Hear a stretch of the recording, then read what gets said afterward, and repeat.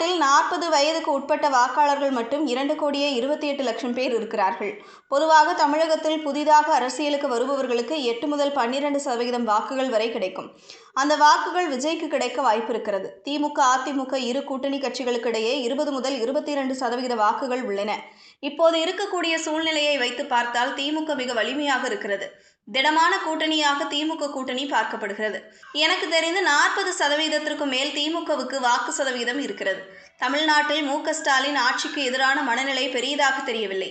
ஒருவேளை தற்போது வேண்டுமானால் உருவாகலாம் என்று பேசியிருந்தார். இந்த நிலையில் பாஜக தலைவர் பதவியை விட்டு விலகியதற்கு காரணம் அதிமுக தான்.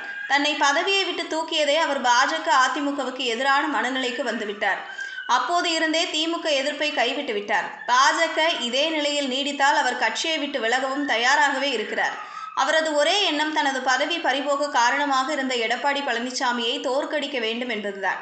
அதற்காக அவர் எந்த எல்லைக்கும் செல்ல தயாராகிவிட்டார் என்கிறார்கள் அவரது ஆதரவாளர்கள். இதுபோன்ற செய்திகளை தெரிந்து கொள்ள செய்தி புனலுடன் இணைந்திருங்கள்.